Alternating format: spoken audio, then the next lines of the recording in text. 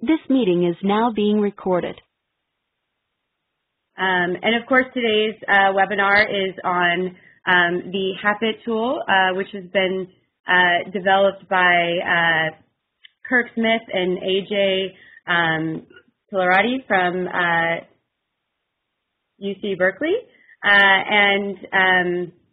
Again, I'm gonna pass things off to them very shortly, but I just wanted to mention a few things. Just that I am going to mute everyone. You should all be muted right now, and we ask that you keep yourselves muted so we can avoid any static or unnecessary noise on the line. And then we will have a Q&A session at the end, so we ask that you hold your questions until then. You'll see there's a chat box in the left-hand corner where you can relay your questions, and then we'll read those aloud for our presenters so that they can go ahead and answer those.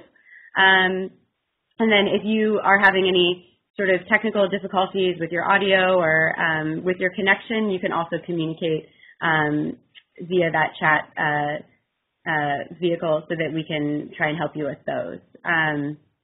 So with that, I think I'll pass things off to our Director of Research and Evaluation here at the Alliance, Sumi Mehta, who will just provide a brief overview of the tool and why the Alliance was happy to commission it. So Sumi, I'll just pass things off to you.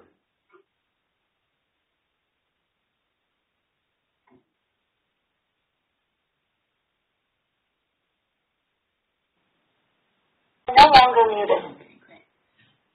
Hi, good morning everyone. Just in response to the first question, the presentations will be available along with the recording later for download if you're interested in looking into things in a little bit more detail. I'm very pleased that people are here this morning to join us, and really hope that you will be as excited as I am really about thinking about the potential use of this HAPIT tool that Kirk and Ajay will be sharing with us. And we're very pleased here, thanks to some support from Canada as well as DFID, that we have been able to really help support the development of this tool. I think, you know, all of us here in the sector are very aware of a lot of the momentum that has been gained because of the concerns about the approximately 4 million deaths that occur every year as a result of exposure to household air pollution.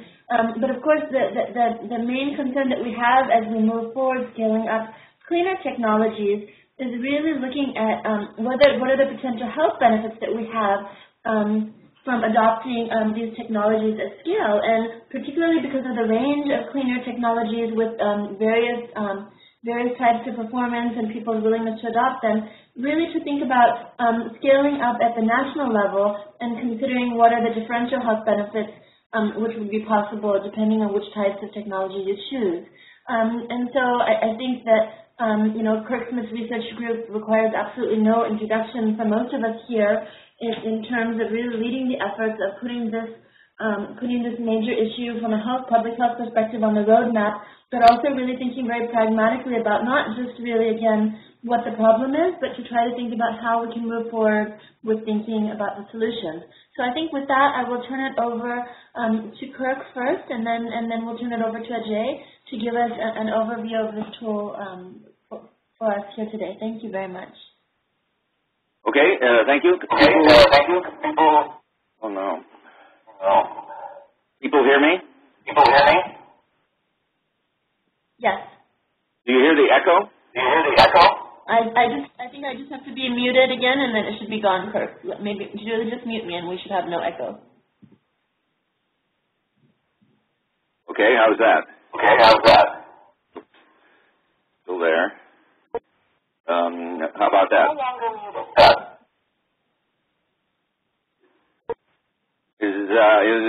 Let's see if the echo is still here. It seems to be gone. Okay, great.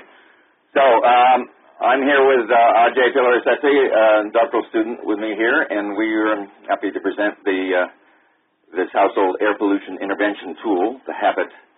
And I'm going to start with a introduction to the health evidence.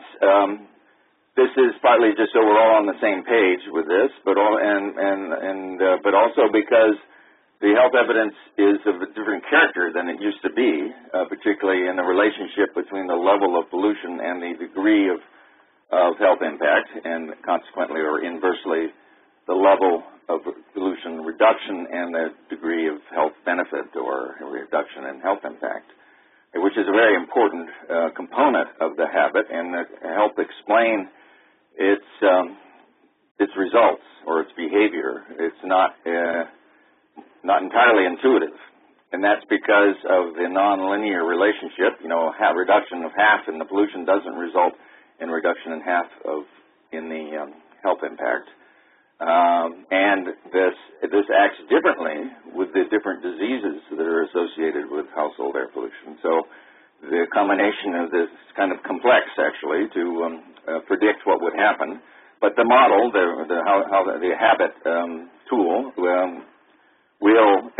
combines all of these things together and gives you an overall estimate of the potential benefits.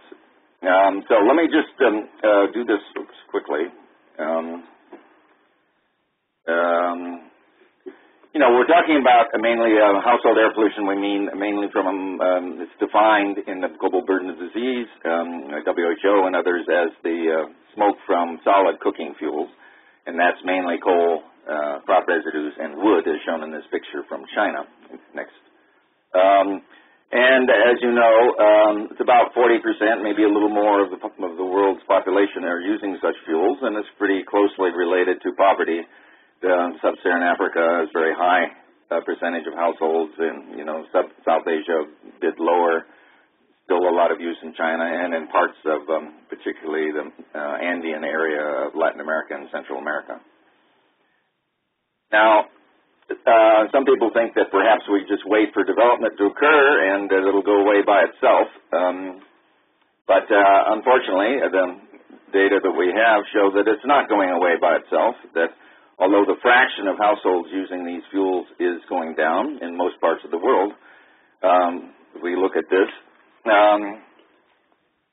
this slide won't stay on this one figure here.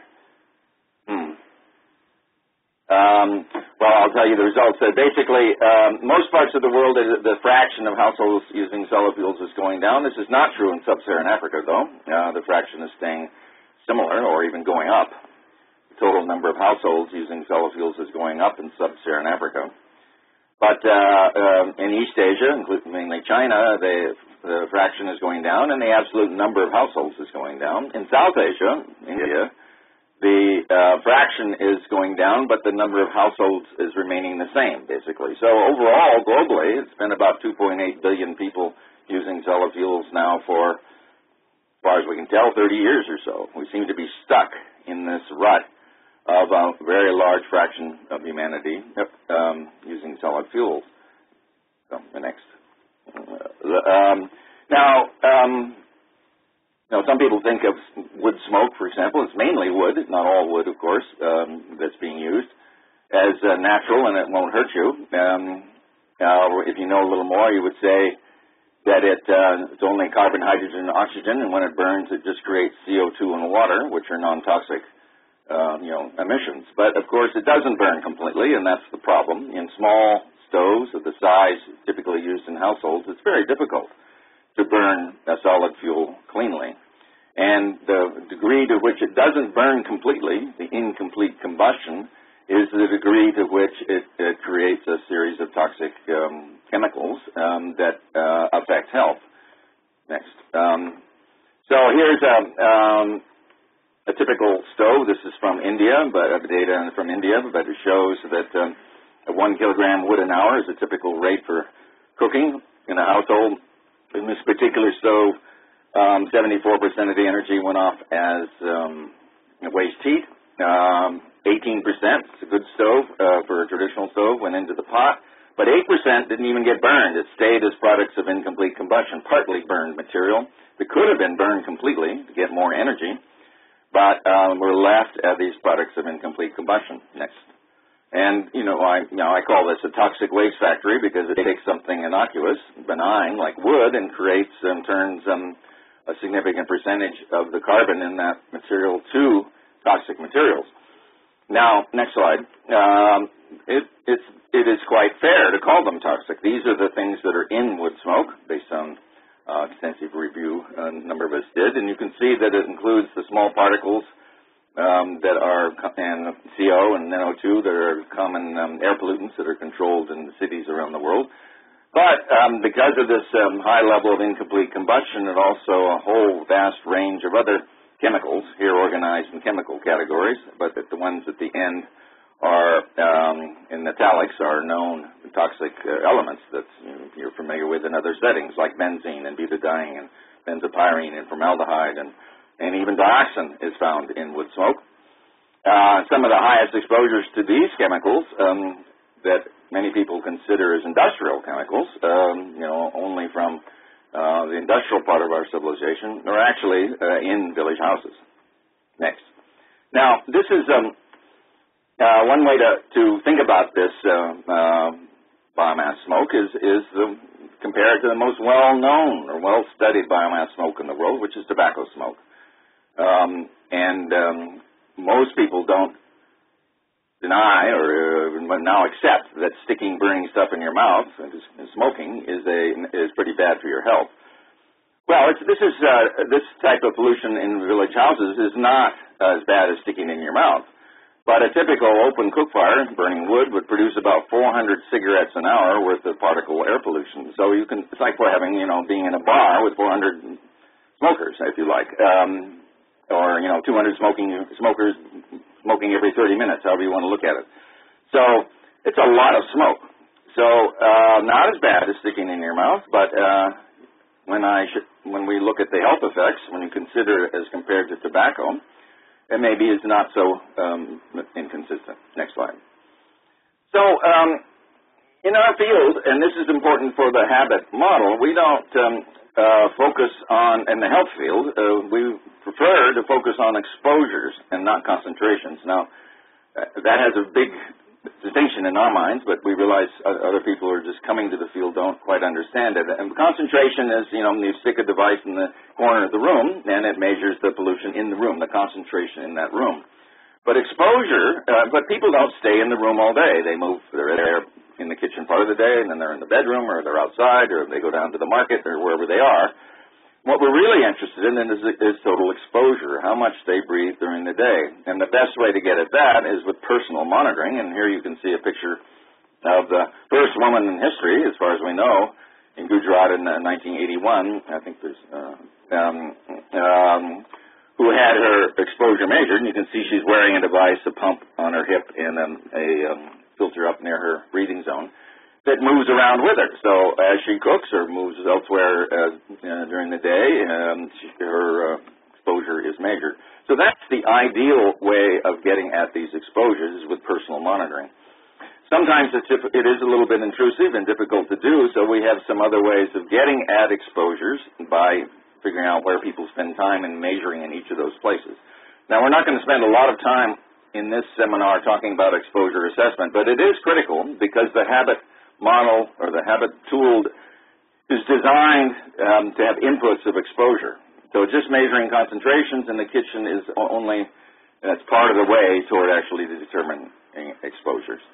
And this first study that was done, we found very high exposures to air pollution. I think 5,000 micrograms per cubic meter during cooking, and maybe 500 micrograms over 24 hours for her. That's very high. I mean, that's orders of magnitude above the relevant health-based standards. And this was the very first study, and it's the very first woman in the very first study. And yet, it could almost have stopped there in terms of what we know. We've done hundreds of studies further, and of course thousands of more people involved, but very similar numbers. Come next. So how much, this is PM 2.5. This is the small particles that penetrate deep in the lungs. This is considered the best metric to determine ill health. It's what the entire HAPIT tool is designed to use. It's what most of the health effects evidence is based on. Now, but remember, the mixture includes a whole bunch of other stuff, all those toxic chemicals and the carbon monoxide and so forth. So the PM 2.5, the small particles, is basically an indicator. It sort of indicates the hazard of a mixture.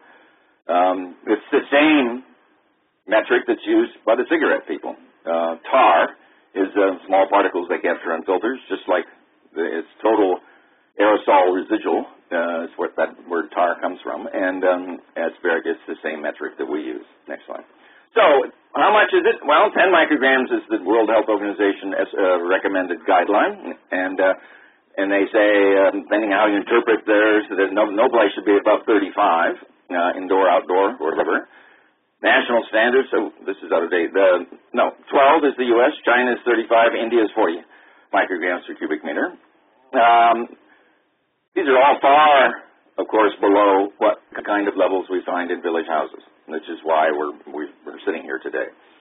Now, what are the health effects? Well, this evidence we're showing you is based on a very large set of studies called the Global Burden of Disease Project, particularly this comparative risk assessment in this big paper in Lancet a couple of years ago. Next slide. And then we just published this year a much more detailed explanation of how we did the assessment for household air pollution. That first paper had maybe 2 paragraphs on household air pollution because it dealt with 60 different risk factors, but this has 35,000 words and a lot of detail on what we did. Next slide.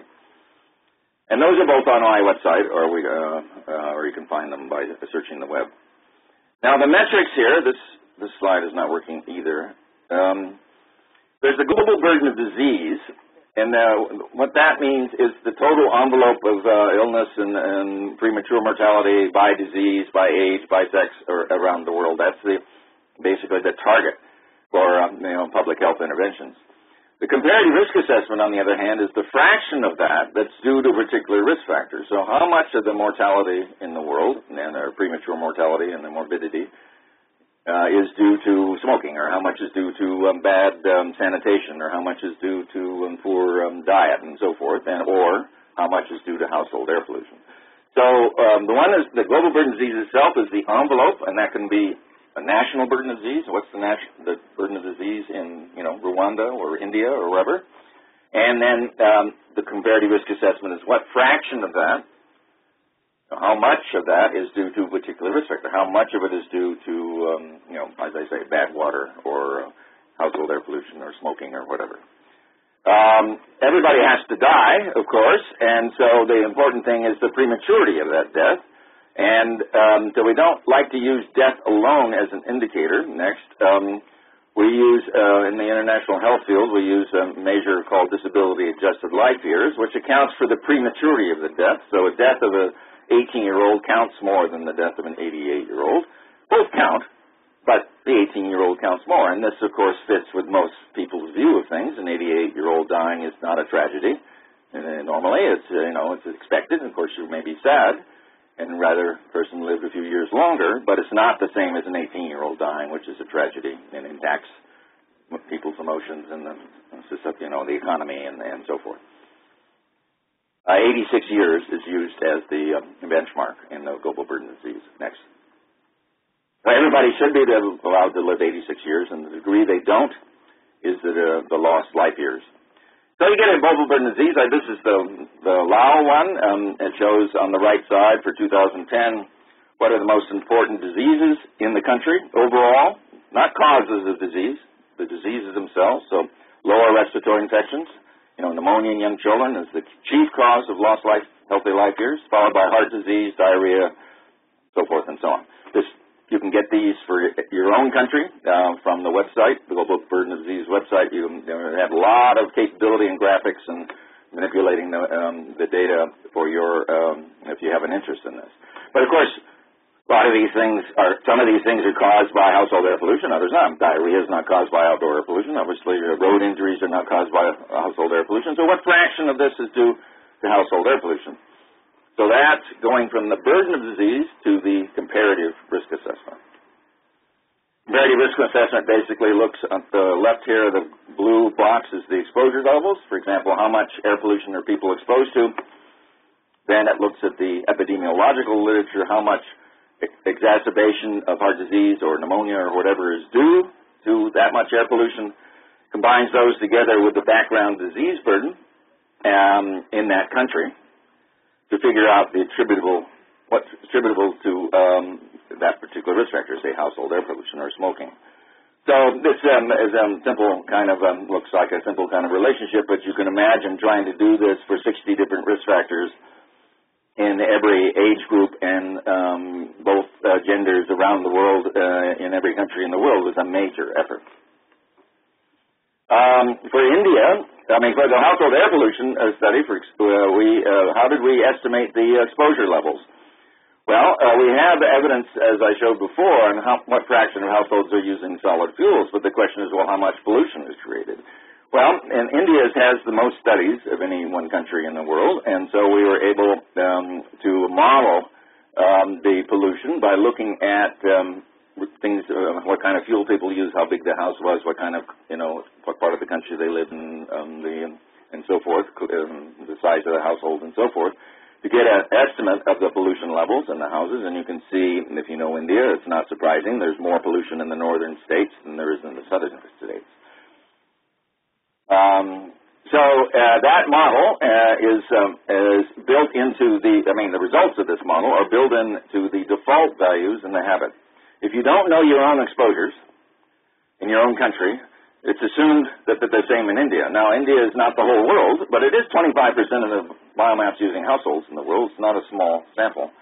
So it probably overestimates exposures if you live in Fiji, a windy island with highly ventilated housing, and it probably underestimates the background exposures if you live in Nepal, where the closed environment's cold, in the winter and so forth. But that's how we derived the exposure estimates. But we, of course, urge, this is an important point, and we'll come back to, we urge everybody to use their local data, not to use these default data if they can possibly avoid it, to do their own measurements or, or look in their literature for your own country to figure out the levels in your country. But if not, the default value is this based on this Indian model. Next slide. We now know that there are a set of diseases that are associated with air pollution. Some of them have, there are other diseases that have been associated but weren't considered with strong enough evidence of diseases like low birth weight, tuberculosis, some other cancers that have been associated with household air pollution, but not with sufficient evidence. Doesn't mean there's negative evidence, but not with sufficient evidence to put above the line, so to speak, and consider as part of the burden of disease. If the burden of disease is done again in 5 years, I bet that almost all of those will be included. But these are the diseases that are included in the burden of disease, in the severity risk assessment, and also in the HAPIT tool. Next slide. So this is how the burden of disease looks for the top 20 risk factors, and you can see the most important one is high blood pressure, followed by sticking, burning stuff in your mouth. Remarkable set of evidence about the health effects of alcohol, and then fourth is household air pollution, and then a bunch of others going down from here. Ambient air pollution is in there somewhere, particle air pollution. And so that's the fourth globally, and that's somewhat remarkable when you think the first three affect every population in the world. But the household air pollution only affects 40%, well, in our data, 41% of the population in the world. So it ends up fourth in the world, even though 60% of the population is not exposed at all, by our definition of household air pollution. Next slide. So, now if you like deaths instead, high blood pressure is about 9 million, premature deaths. Alcohol is about 8, tobacco is about 6. Secondhand smoke from tobacco, affecting the non-smokers near the smokers, is about 0.6.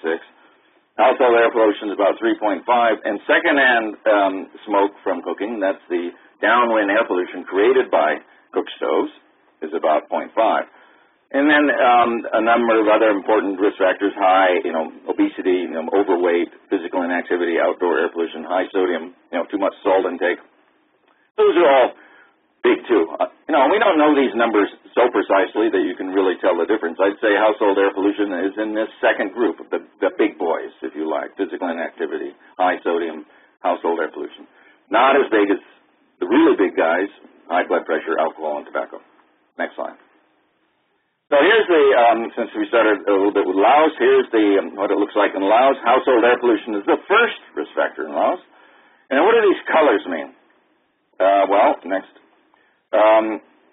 This color here is chronic respiratory disease, so that fraction is from chronic obstructive lung disease, and this one is from cardiovascular disease, the blue one, and the yellow is from child pneumonia. And so you can see a very large, because it's a poor country and there's a lot of pneumonia, there's a large fraction of the disease burden from household air pollution in Laos is in the form of pneumonia. The other little slivers are cancer and cataracts. They don't count for that much of the disease burden in any country. Next slide.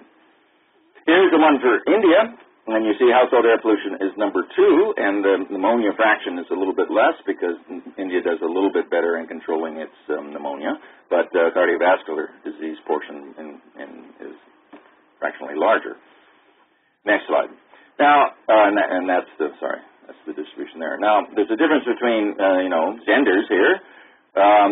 In the case of India, household air pollution is the first risk factor of all those studied for women and girls. It's third for men and boys after smoking and diet, but it's first for women and girls. So in total, it's about 1 million premature deaths a year in India. Next slide.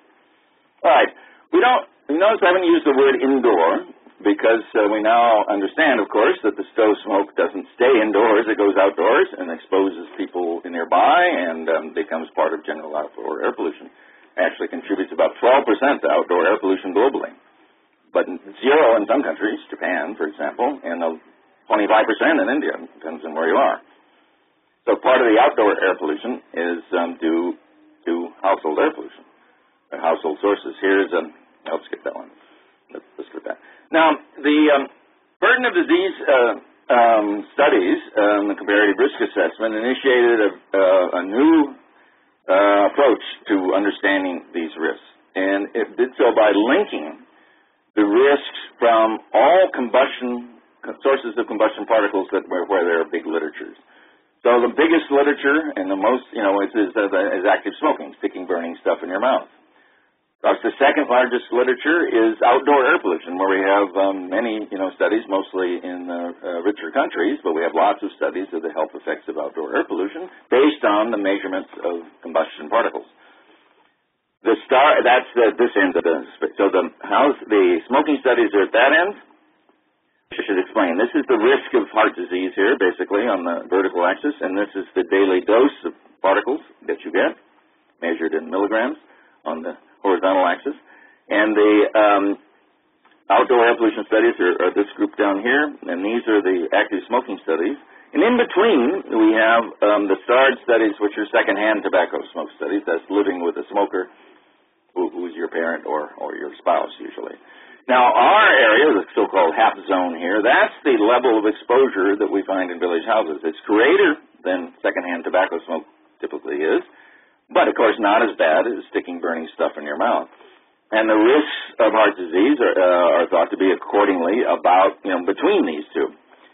And we have other kinds of evidence on the blood pressure and the changes in the heart's nervous system and so forth to indicate that these household air pollution particles are acting like the other particles. But, unfortunately, we don't actually have any studies of household air pollution itself and cardiovascular disease. But the peer reviewers and then those of us involved in this, and then consequently the peer reviewers accepted that, well, if you have heart disease at lower exposures and you have heart disease at higher exposures, there must be heart disease in our exposure. After all, why do you draw a graph? It's because so you can do just this, interpolate.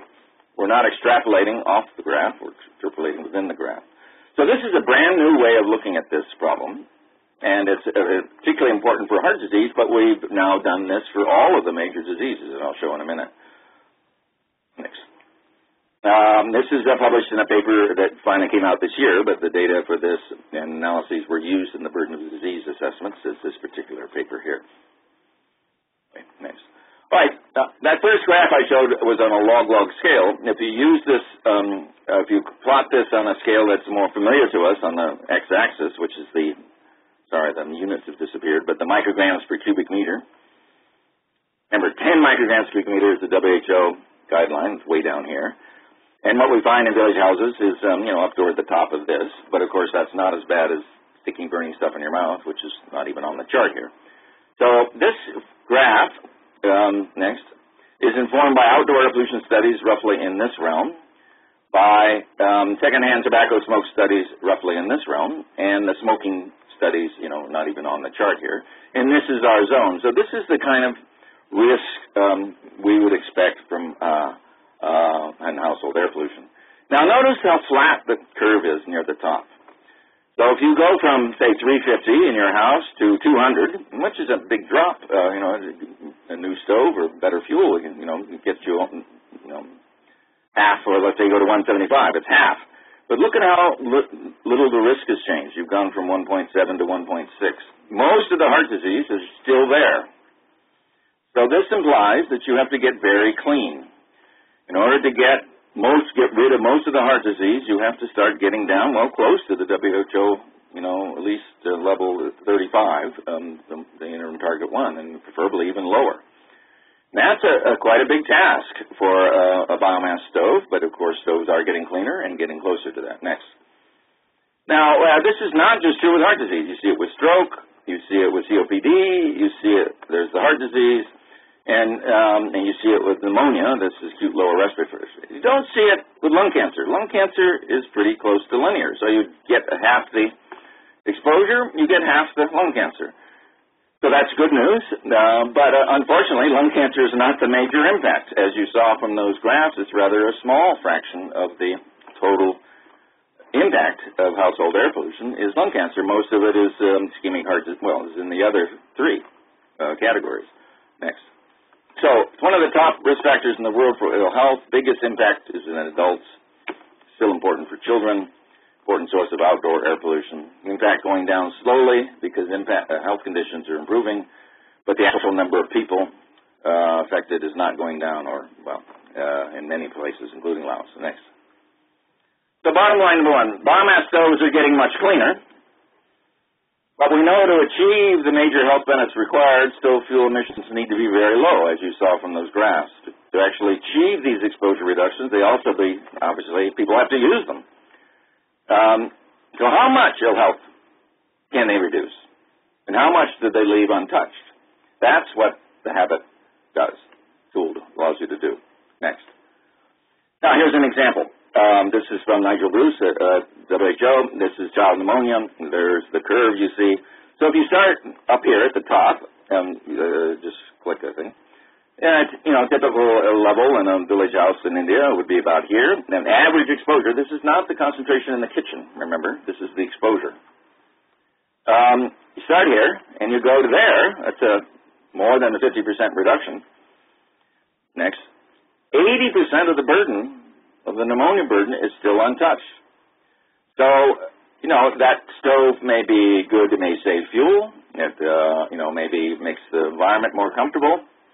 But it's really hard to justify it as a health intervention because you're leaving 80% of this burden on the table, so to speak.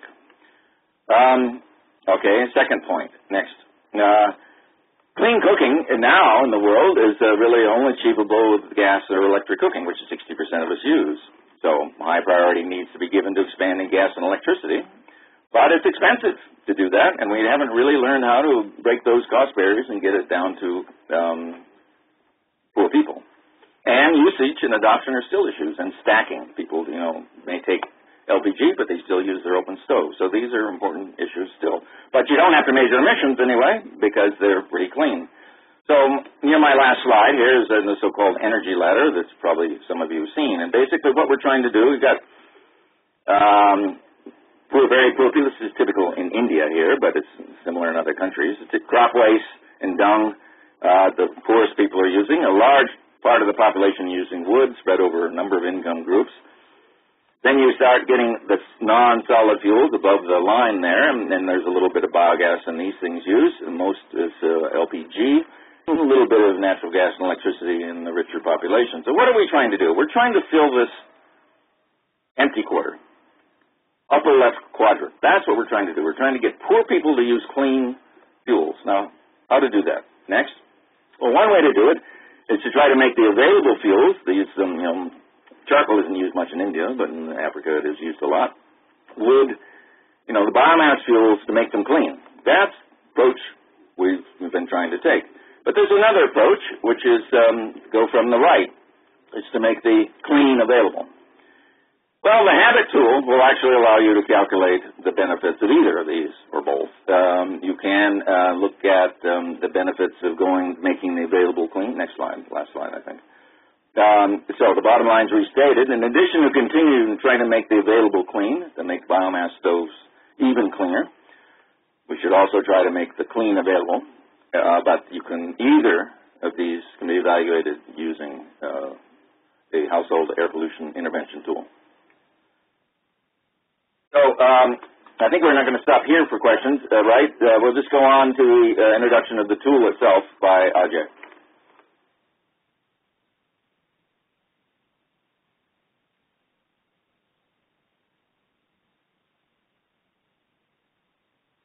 All righty. So thanks for being here, and we're excited to tell you a little bit about the household air pollution intervention tool. And so a little bit of an overview. We'll do some background and motivation behind the development of the tool. We'll do some demos. We'll actually try to switch over to a web browser and see how it goes. I'm going to test our technology demons. And then we'll talk a little bit about next steps. So HAPIT, the basic premise was to create an easy-to-use web-based tool to estimate the health benefits of the household energy interventions. And we started with an Excel tool, but we wanted something a little bit more flexible and a little bit more robust and widely accessible. The tool allows users to modify parameters to create potential intervention scenarios. Like Kirk was talking about, we can look at a fuel transition, we can look at electricity, we can look at a rocket stove or a chimney stove. Benefits by default are estimated at the country level, and so that's based on the best available health effects evidence from the GBD. And we estimate and approximate the morbidity and premature mortality reductions for each scenario. So users can select up to 7 scenarios, 7 different interventions to see how they would perform in a country and get some output for each of those 7 scenarios. And as the evidence improves, these estimates of deaths and DALYs averted will change. And we've seen this over the development of HAPIT. As the numbers change that come out of IHME, the estimates change a bit. And so, IHME being the Institute for Health Metrics Evaluation, and they are responsible for the 2010 global burden of disease. And finally, HAPIT generates a timestamped report with tables and graphs based on the specific scenarios the user inputs. So HAPIT reports deaths and DALYs averted, and as Kirk mentioned, deaths are an important metric, but they don't take into account age or years of illness, and so we also present DALYs. And DALYs are composed of years of lost life and years lost to disability, and so that allows us to compare between interventions, causes of disease, and risk factors. And HAPIT uses the published integrated exposure response functions for COPD, lung cancer, acute lower respiratory infections in children under 5, stroke, and ischemic heart disease. And so we took the data released by IHME and by the authors of that paper, and we fit functional forms to those integrated exposure response functions, and that allows us to input any PM level, PM exposure, and get out corresponding risk. Right now, HAPIT contains background information for 15 countries. They're listed here, and we're working on adding more in the coming months. And it does require some specific inputs. As Kirk mentioned, we default to some values that we all decided on based on the literature, but we strongly recommend average PM exposures prior to introduction of the intervention, after the intervention, some sense of the usage fraction of the intervention. So if you distribute 100,000 interventions, how often are they being used and how many households are using them? The number of households receiving the intervention, and some cost details, which I'll elaborate upon in a few minutes. We estimate cost effectiveness using some WHO choice criteria, and there are 3 choice criteria. There's very cost effective, which is less than GDP per capita per DALY. There's cost effective, which is more than 1, but less than 3 GDP per capita per DALY, and there's not cost effective, which is more than 3 GDP per capita per DALY. And we get some really striking and interesting results here, and we'll show you some of those from a couple sample scenarios and talk about what we think some of the implications are. Our cost effectiveness analysis accounts for national program costs and health benefits, but doesn't consider cost of savings at the household level. So if there's some gain in fuel efficiency or some decrease in the amount of fuel purchased, we don't account for that. We don't account for societal scale costs, so saved health costs, and we don't discount or consider the time value of funds. You can incorporate a lot of those into your program costs just by thinking through some of your assumptions, but at this point we're not explicitly including any of those. So HAPIT is catered towards policymakers, donors, investors seeking to evaluate a range of household energy interventions at the country level for a specific country at a time. We strongly encourage folks to conduct feasibility studies in advance of investments, to obtain local field evidence on usage patterns, pre- and post-intervention exposures, and we're working on ways to have some standard methods for gathering that input data, and we'll be hopefully talking more about that in the coming year. And again, an important distinction here is we're not talking about just measurements in the kitchen. These need to be exposure measurements. And so you can do some modeling to get from your kitchen concentration measurements to exposures. You can measure directly on people. And that's some of the work we're doing to elaborate on the best ways to do that, both from a sort of cost standpoint and from a scientific validity standpoint. And finally, users could replace background disease values from GVD, from IHME, with their own locally measured or obtained estimates. So at this stage, we don't advise such undertakings. We've tried this in a couple of scenarios, and it's pretty hard to find reliable, valid data. So for instance, if you were interested in doing this for a specific state in India or for a specific part of a specific country, you would need background data that was consistent with GVD, and finding that can be tricky. But it is possible to do that. And we think it's okay to do that as long as you're very explicit about the assumptions you make to match the GVD data. So HAPIT's calculations are based on the attributable burden calculations used in GVD 2010. As Kirk mentioned, we use PM 2.5 annual average exposures as the indicator of risk. We use the IERs distilled from the EPI literature. We calculate the population attributable fraction by disease. We use the background national and regional disease conditions and solid fuel use estimates recently published in EHP and hosted at WHO. And we use the EPA cessation lag for chronic diseases, and so that basically states that by year 5 you get 80% of benefits. There are more nuanced lag models that we could incorporate, but this one seemed... That if I could interrupt, that basically is that, pneumonia in children, you change the air pollution this week, you probably change the pneumonia next week. But in the case of heart disease or certainly something like lung cancer or chronic obstructive pulmonary disease, you change the pollution this week, you actually don't start seeing improvements in health for some years. And this is because it's a chronic condition. And that's a pretty complicated business to figure that out. But fortunately, EPA, U.S. EPA has done that for outdoor air pollution calculations, and we've just taken their results. So this kind of summarizes the inputs in the process. Again, we've got the background disease data, which was pulled from GVD Compara, which is IHME's online tool for getting the disease data from the global burden of disease.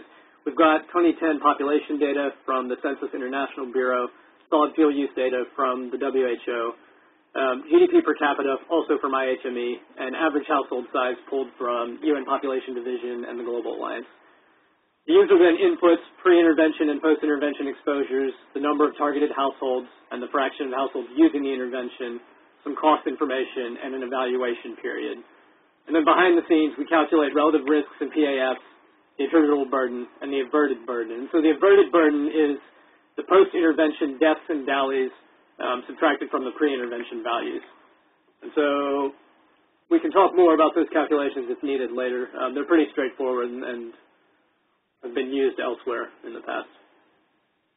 HAPIT itself, before we actually see the tool, was built using R, the stats programming environment, Shiny, an R package and web framework for linking R to the web and creating some interactivity, and then jQuery, a JavaScript library for dealing with a lot of the user interface issues.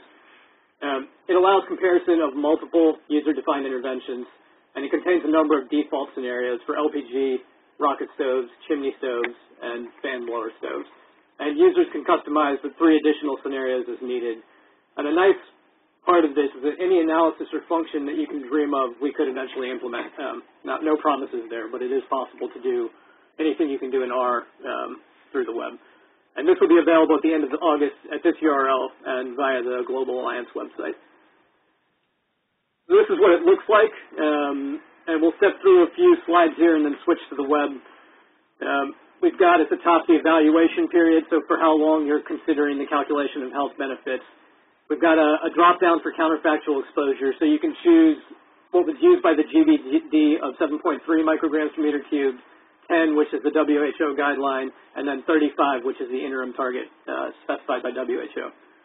You can select your country here. There's 15 now, more coming later, and you can download your summary report. This is kind of where all your inputs go. You click on a cell, and you can manipulate the pre-intervention exposures, all these columns, 3 through 9. And after you do that, you get some outputs, beginning with a graph of avoided DALYs here in black, and then unavoided DALYs, DALYs left on the table, which I'll talk about more in a second. And then you get a table of your deaths and DALYs avoided over the 3-year period or the 5-year period, whatever you specify. And these are broken down by those disease categories, by deaths and DALYs, and then also presented in total. So this unavoided DALY thing is a little strange, but the idea here is that for each of your scenarios, you could be avoiding a lot more ill health, and that red bar represents what would be avoided if all recipients used the intervention all the time, and if the intervention actually got down to the counterfactual exposure level. So as you change your usage fraction and you change your counterfactual, the magnitude of the unavoided DALYs changes. But we can talk more about why we did that, and I think it'll make more sense once we get to the cost-effectiveness analysis. So there are 4 tabs here up at the top. The health impacts is the tab we were just looking at. Then you can click over to your cost-effectiveness, and you can see for each of your scenarios whether it was cost-effective, not cost-effective, or very cost-effective, which we don't see on this graph. And here, in this case, for the defaults that are on the website, you see that the rocket stove and the advanced stove come in as cost-effective, but as we noted earlier, they leave a lot on the table. And so we wanted to make sure that just because something's cost-effective doesn't mean it's doing the greatest job at avoiding ill health. And then you'll also note, in this specific scenario, LPG did not come in as cost-effective. We'll show you some other scenarios where it, in fact, does come in as cost-effective and, indeed, very cost-effective, despite the cost associated with providing fuel and LPG in general. You can click on the Tables tab, and you'll see a variety of tables that go into the calculation. So if you're curious about what's going on behind the scenes, you can check there. And you can click on the Documentation and Background tab. You'll get the background health information pulled from the sources I mentioned earlier, some overview about the calculations and data sources. And finally, if you click the Download Summary, you get a report that looks like this, and we'll go through the report in a little bit more detail towards the end. Now we're going to switch over to the website. Hopefully this works. Give me 1 second.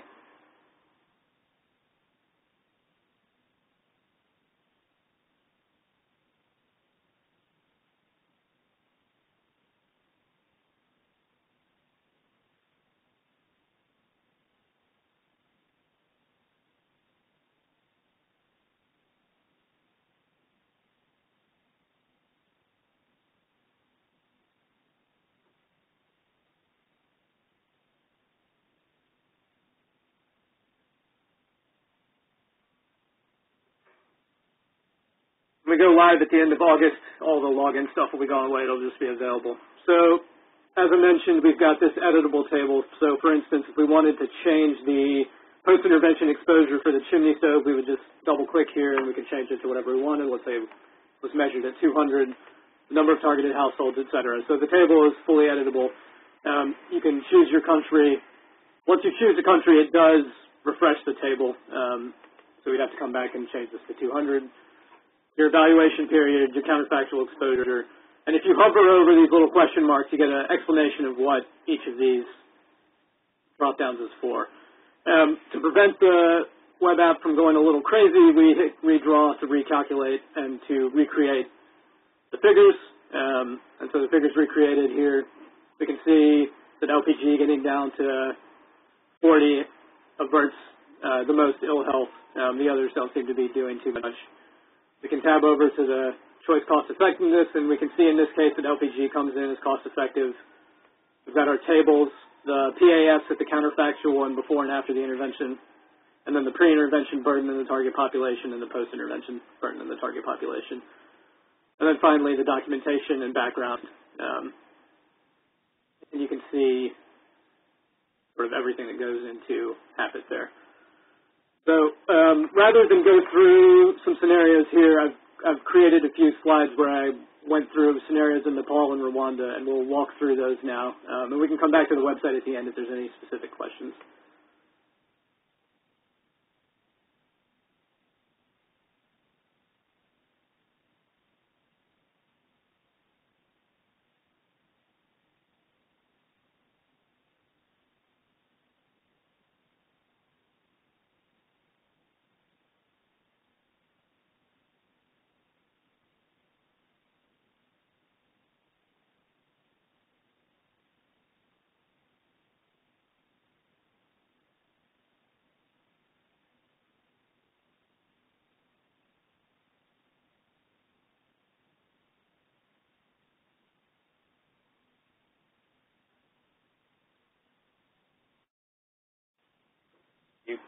We lost them.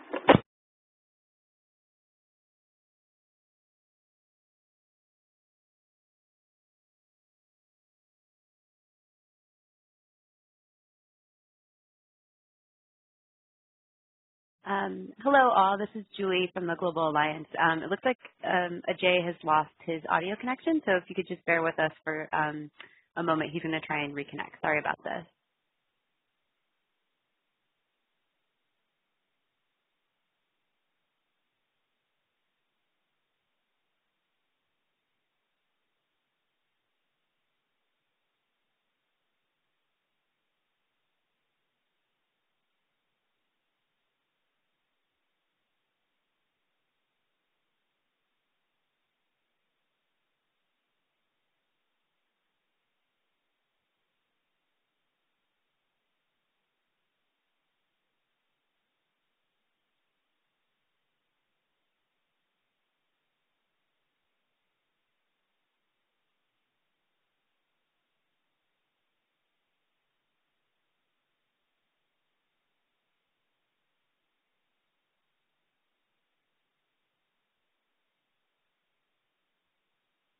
Okay, it looks like Ajay is back on. Ajay, are you there? Yep, I'm here. Sorry about that. I don't know what happened. Great, I can hear you now. Sorry about that. Go ahead. Thanks. So that was the website, and we'll go back there at the end if needed. So the first area we did was in Nepal. We set our pre-intervention exposure at 266 micrograms per meter cube based on some work we've done and some work published in the literature. We left the counterfactual at the default value of 10, targeted 25,000 households, assuming there were 5 people per household. We set the maintenance cost at 10% of the first-year cost, and we assumed that 100% of the targeted households received the intervention. So all 25,000 households received the intervention. And you can see here the values we set up very similar to what we saw earlier on the website. And we did 2 basic sets of the same scenarios. Once assuming the fraction using the intervention was 100%, and the second time assuming that the fraction using the intervention was half or 50%. So we can step through the outputs, and these are pulled from the reports.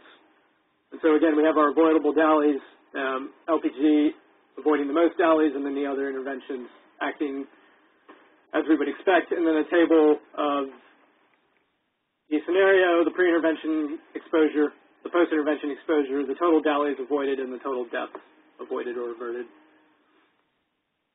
Cost effectiveness here, sorry this didn't print, the yellow here is cost effective, the green is very cost effective, and so we can see despite the high cost of LPG, assuming it costs about $85 per household and then $240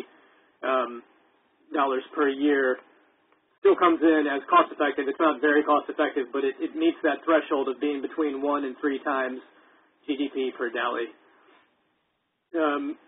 And the table gives you sort of the summaries of your first year cost, your yearly cost, the total annual cost, the dollars per averted child death, the dollars per DALI, and the choice criterion corresponding with those thresholds.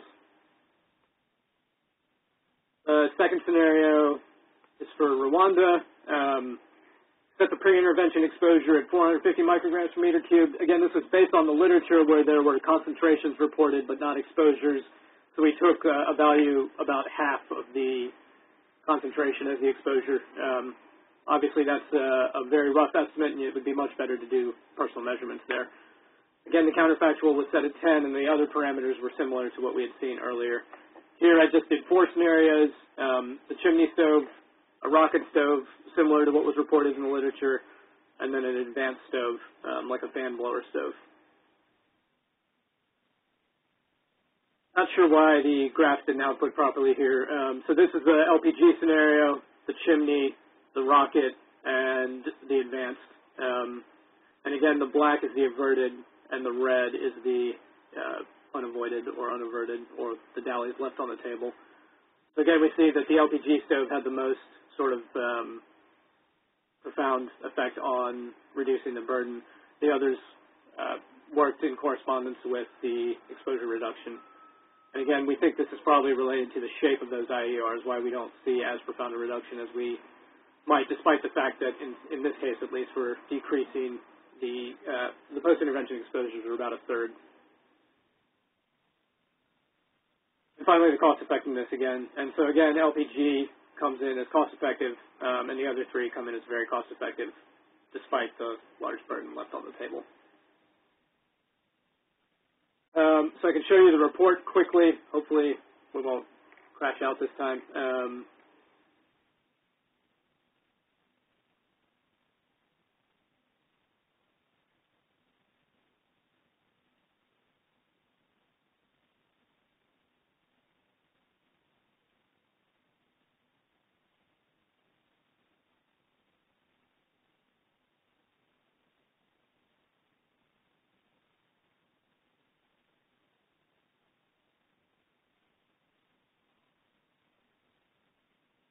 So this is the report that is output. It tells you your country, it tells you when you generated it, and what version of the software generated it. Gives you some background on the tool. Shows you the scenarios that you modeled on the website with all of your inputs. Tells you your evaluation period. Gives you a little bit of background about cost effectiveness with some links out to documentation on WHO choice. And then reports the same graphs that we saw in the presentation. Splits up the total averted deaths and dallies, or breaks them down rather into children's health, and then averted deaths and dallies due to chronic diseases in adults, cost effectiveness, and then a little bit about where you can get more documentation about what's going on. The reports are an evolving beast and will be changing a little bit before the website goes live, but they generate quickly, and we think they're pretty useful and one of the nice outputs from HAPIT.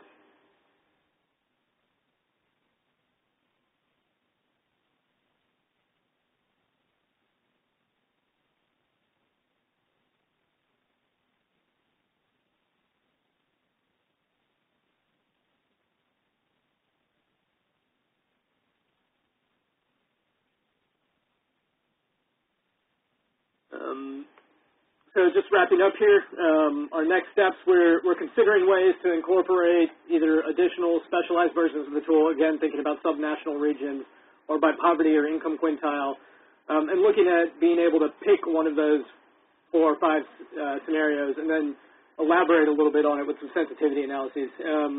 We're looking at differentiating potential benefits by sex, and exploring ways to include disease categories not currently in the GBD. So those would include cataract, tuberculosis, low birth weight, and others. We're evaluating more sophisticated lag models and looking at ways to include updates to GBD, including the recently released 2013 data, and adding additional countries, probably starting with the ones in which solid fuel use is relatively high, as outlined by the paper in EHP pretty recently. We'll set up a mailing list for occasional updates. We won't bother people too much about when the background data changes and as we add features. And again, this will be publicly available at the end of August over the web. It will be linked to from Kirk's website, from the Global Alliance's website, and from other places, and directly accessible at hapit.shinyapps.io/hapit. And you can reach out to us at this email address or at our personal email addresses for more information. Thanks. Okay, thank you. I think we finished on time. Yes, thank you to both Ajay and Kirk for the excellent presentations. As mentioned earlier, we'd now like to open up to Q&A, but we ask that you keep yourself muted and you enter your questions through that public chat function that should be at the bottom left-hand corner of your screen. So if you could just enter your questions there, we'll read them for the presenters, and they will try to answer them as best as possible.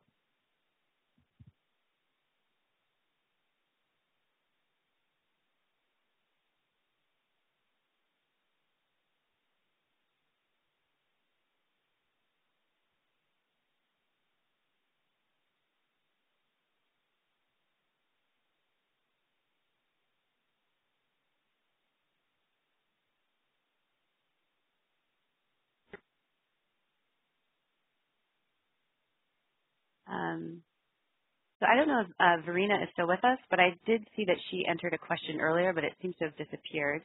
But her question was, I believe, was when will this be available and at what cost?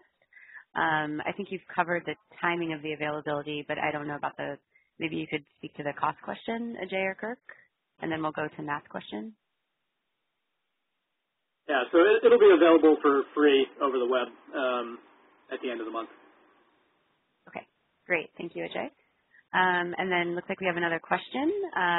So does HAPIT have capacity to distinguish among the broad categories, for example, rocket, advanced, etc.? Sure, yeah. So you can change any of those scenarios to be whatever you'd want. So especially for scenarios 5 through 7, you can put in any stove you'd like or any parameter you'd like there. So it's not wed to any specific technology or category. We included those because they're common categories of interventions currently. Okay, great. Thank you for that.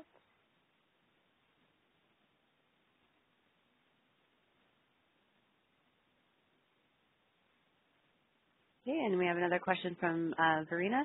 How many studies are available today to provide evidence for the dose-response correlation?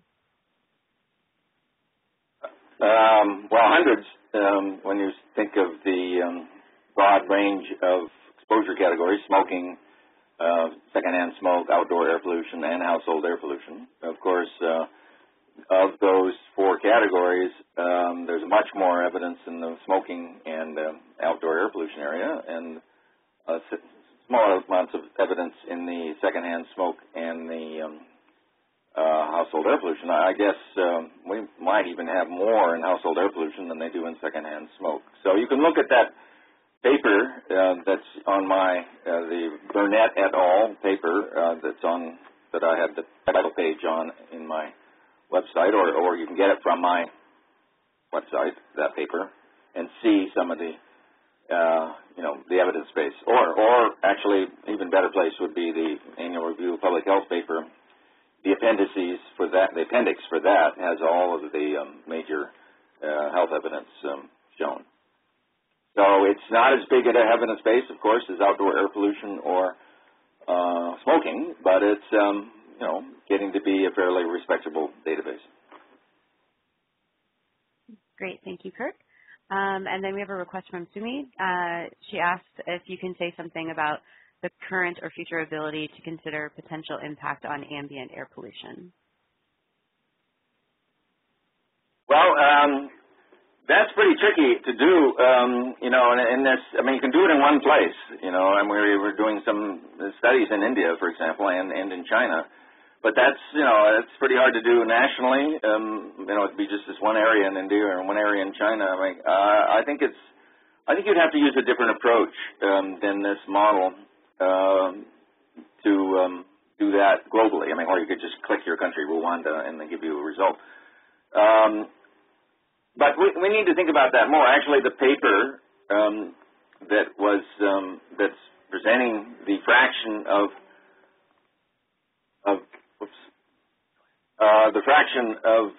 outdoor air pollution caused by household fuels by country is just being published in a couple of weeks. It just was accepted, 2 or 3 weeks ago. So, so we haven't really thought about it yet. But it is. Some of us should talk about it. You could just put a constant for every country, but whether that would violate. First of all, let me say something about the HAPIT in general. A smaller country, Rwanda or Ghana or something like that, it's probably not too bad to, have one set of numbers for the entire country. But you look at a country like India, with a huge amount of variation, in 30 different states, and each of the, Uttar Pradesh has 120 million people or something. I mean, it's a little bit, it'd be much better to have local information. And then you look at a country like Nepal, which is not a particularly big country, but has very large variations. I mean, so the Terai area, the lowland area of Nepal, which is very similar to northern India, is one, but then you've got the hill region and you've got the mountain area. Obviously, exposures and background health conditions and so forth are different. So I think perhaps I think you'll find it in the literature. The text. Sorry, getting the echo here again. Somebody maybe there. Okay. These are not exact numbers. This is a tool. Gives you an approximate idea of what you can expect.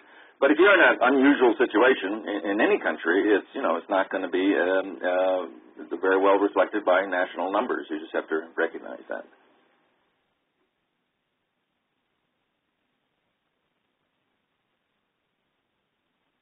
Great, thank you, Kirk. And Sumi's having a little trouble with her audio, so I'm just going to read her response. She said, thank you. I think it is very useful to consider the strengths of the existing tool, but also make sure people are realistic about the availability of adequate data, since there is need for refined data in order to have differences by country. So just supporting what Kirk had just said. And then we have another question. Is there a way we can adapt a tool like this for organizations to use to measure impact based on type of stove, country, and stove metrics, CO2 reduction, PM2 reduction, thermal efficiency, etc.? As the tool exists now, I mean, we're mainly focused on that PM 2.5 exposure reduction, and we think it's probably going to stay that way for the foreseeable future. It would be possible for you to model your PM exposure reductions and then put those values into HAPIT, but you would need to make sure you caveated based on your models there. And we are working on some standard methodologies to get from measuring kitchen concentrations to a number per parcel exposure. And then, it would be possible to, I suppose, have a similar kind of tool that would calculate CO2, emissions and, black carbon and other things, but that's an entirely new exercise. Right. I mean, it's certainly possible, but it's a new exercise. Yeah. Great. Thank you both. Any other questions? Just wait another minute here.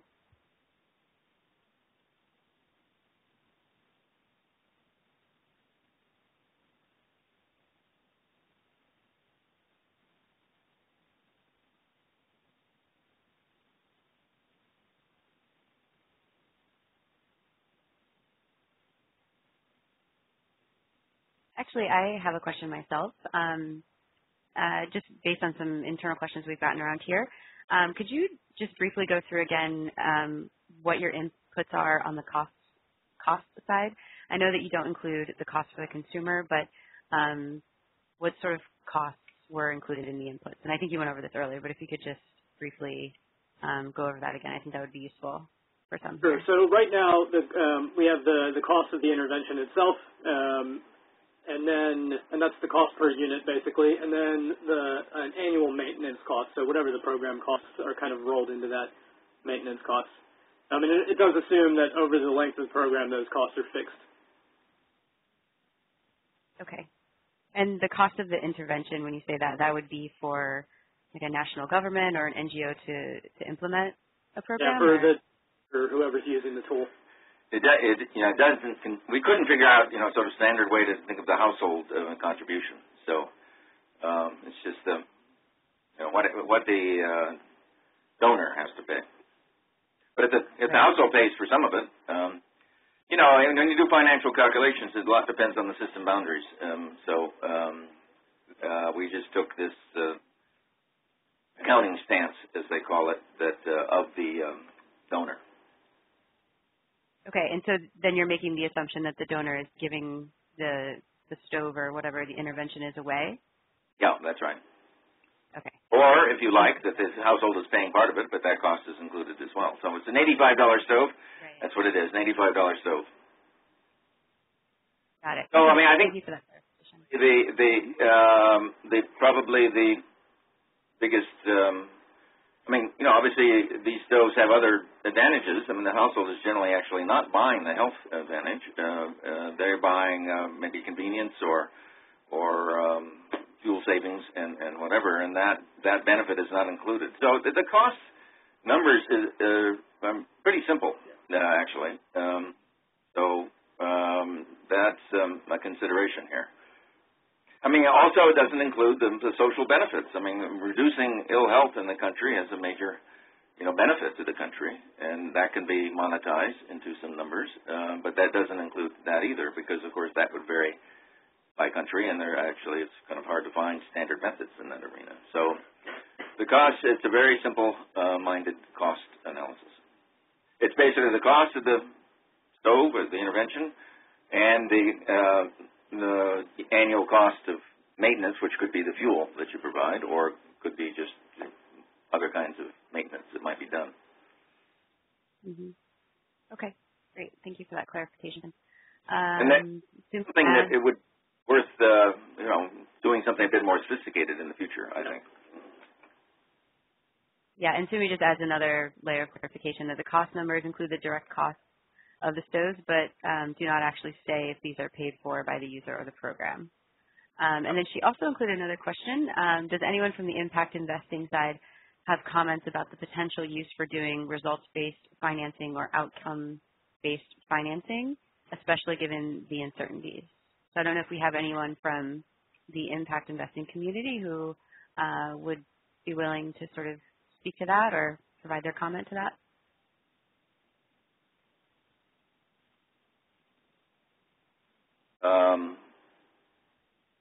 Or Ajay. We'll see if somebody comes in. But one of the issues is that actually the original version of this that we developed here had calculated uncertainties that actually used the probabilistic approach, a Monte Carlo approach, and that actually, you know, these numbers aren't exact. So it says, you know, you have a 40% chance of being cost effective, or 80%, or you know, 40% chance of saving this many dollars, and 80% chance of saving, you know, less dollars. But in talking with Sumi and the other people who looked at early versions, the feeling was that at least for this round, that was too complicated for people to use. And it's also quite complicated to present those data those results in a way that's easily understood by a large community. So we took out that functionality of calculating uncertainty levels, you know, more precisely or more exactly. More directly, I should say, but that is a future application we're thinking, but more for more sophisticated users, like an investment community or like a researcher that would maintain flow through of the uncertainty. There is uncertainty in every one of these. There's uncertainty in the dose response. There's uncertainty in the exposure measurements. There's uncertainty in the fuel use. There's uncertainty in the background health conditions, as you can see, when you start laying all those up, to keep track of all that uncertainty and portray it in a way that is, useful for people just trying to get scoping their projects or their potential funding of projects, that might be too much. That was our judgment in any case.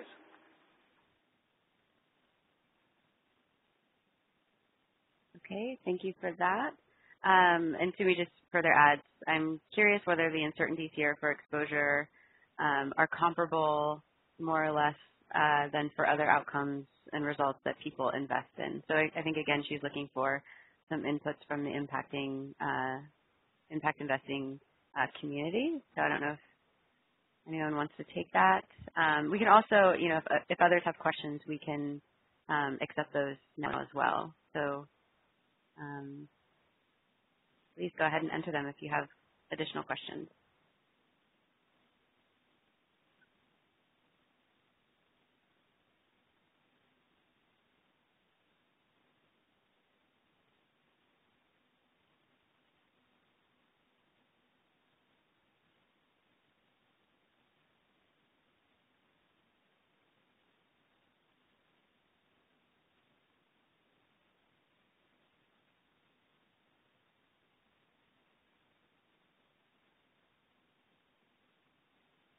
Okay, so we have another question. Can HAPIT be used for monitoring over time, or is it purely a predictive tool? Well, I guess obviously you can do an assessment of your, say, new stove in terms of the exposure reduction you might find, but when you start actually introducing it, you might find the exposure reduction is actually less or more, and so you could change the calculation in the HAPIT and adjust your projected benefits. I mean, I think that's the way it could be used, or perhaps people use the stove less or more than you expected, and you could adjust it that. So you can use it in that sense as a monitoring tool, but of course you have to actually go out in the field and find these data. It doesn't help you do that. And we limited the sort of evaluation period a bit because you can imagine that if you set it to something like 10 years or 20 years, the background health conditions are going to change, and so we don't think it would be valid at that point. So that's why it's a little restricted on the front there.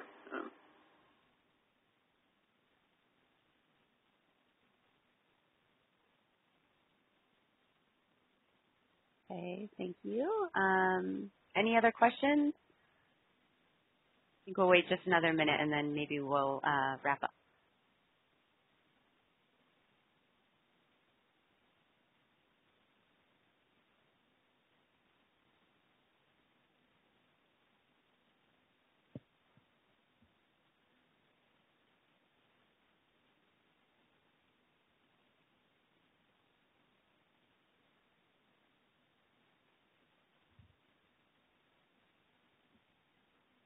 Okay, so it looks like no further questions.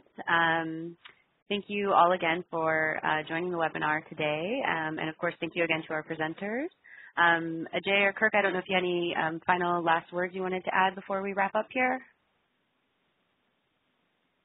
Well, no, but nobody picked up on the sort of counterintuitive result that we see, that even stoves or say interventions that don't give you really all that big a health benefit still are cost effective, at least by this metric. So this poses an interesting dilemma. Now, from the health side, I guess that's not much of a dilemma, pure health side, because you're not really getting much health benefit. So whether it's cost effective or not is not perhaps all that relevant. But on the other hand, maybe you can't go all the way to LPG right away, so something on the way there that is cost effective for high health criteria and gets you some benefit at least is in some circumstances might be viable to certain funders. So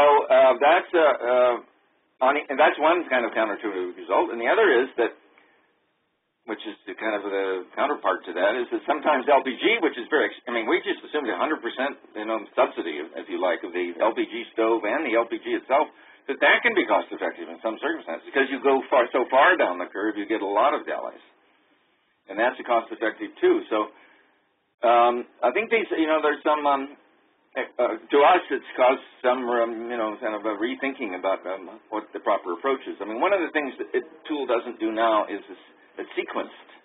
Now, you go to a rocket stove for 2 years, and then you shift, try to shift the community to LPG, let's say, it's kind of sequenced. Now, that, and most of the intervention programs around the world don't think that way. But, it's interesting, the country of Ecuador changed everybody to LPG a few years ago, and now they've just started a program to change everybody to induction cook stoves, electric stoves. So that was a sequenced effort, and so that wouldn't take too much modification of this tool to be able to calculate the impacts of that. I mean, to use each portion of the sequencing, you could. But it isn't designed for that now. But so, I mean, that if people are really interested in this, they should fool around with it a bit when it gets onto the web and see some of these, to us, sort of counterintuitive results, and think about what it means.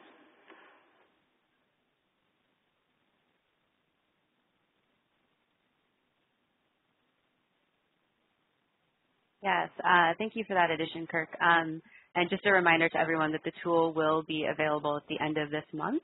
And Jay and Kirk have included their contact information. So if you do have additional questions or comments, I'm sure they'd be happy to hear them. And with that, if there are no other questions, I think we'll just go ahead and wrap up. Again, thank you all for joining. And this webinar was recorded and will be made available on our website in case you want to listen in again, or if one of your colleagues wasn't able to make it and you want to recommend it to them. We can also send the presentation to those who registered with their email. So we'll go ahead and do that, as I know some people had requested it. And again, you can also review the recording on the website again if you'd like to. And we have one more request to have a sample report sent to attendees.